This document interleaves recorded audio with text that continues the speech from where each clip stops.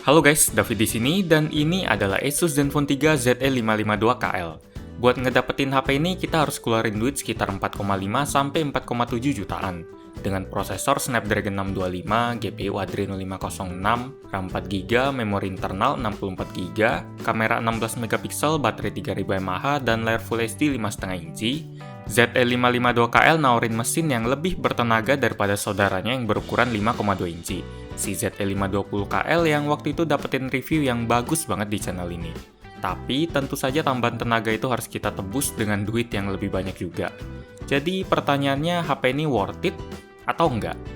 Selain ukuran, penampilan keduanya memang kelihatan sama persis. Mulai dari posisi tombol, logo, sampai fitur-fitur kayak laser buat autofocus dan sensor sidik jarinya juga sama. Yang ngebedain kedua HP ini memang cuma ukuran layarnya yang berjarak 0,3 inci. ZE520KL ukurannya 5,2 inci dan ZE552KL ukurannya 5,5 inci. Ukuran yang lebih besar ini tentunya akan terasa lebih nyaman buat orang yang hobi memakai HP-nya buat keperluan hiburan kayak nonton video, main game, dan baca artikel.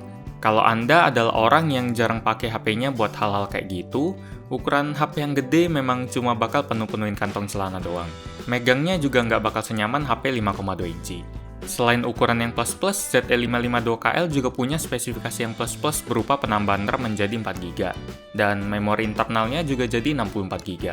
Sebenarnya kapasitas baterai di HP ini juga nambah 350 mAh, tapi bedanya sama sekali nggak kerasa, jadi itu saya skip aja. Dibandingkan dengan penambahan RAM, saya lebih ngerasain efek penambahan kapasitas memori internal. Karena ketika menggunakan HP ini, saya jadi yakin buat nggak pakai kartu microSD tambahan dan manfaatin slot itu buat kartu SIM kedua aja. Buat saya, kapasitas memori internal 32GB itu nggak bakal cukup buat nampung data kayak foto dan musik dalam jangka panjang. Tapi kalau 64GB, rasanya nggak bakal habis-habis deh, kecuali HP-nya diisi film semua. Kalau diisi film semua sih, satu harddisk juga nggak bakal muat, terus sorry.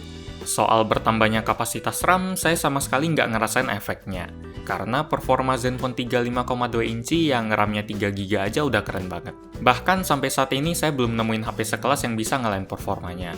Jadi menurut saya penambahan kapasitas 1GB itu nggak terlalu penting dan malah bikin HP-nya jadi kerasa OP alias overpower. Di sektor kamera, Zenfone 3 ZE552KL juga rasanya nggak punya perbedaan dengan si Zenfone 3 5,2 inci.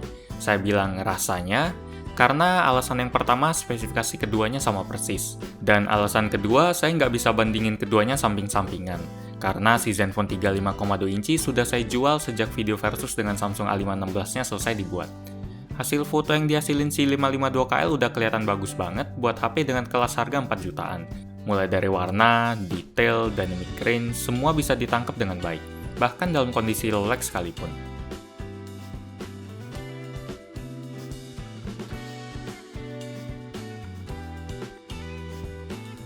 Kesimpulannya, apakah Asus Zenfone 3 ZE552KL worth it? Tergantung. Kalau Anda adalah tipe yang sering menggunakan HP-nya sebagai media hiburan, ukuran layarnya yang lebih besar 0,3 inci bakal cukup ngasih perbedaan yang menyenangkan, dan HP ini tentu bakal kerasa worth it.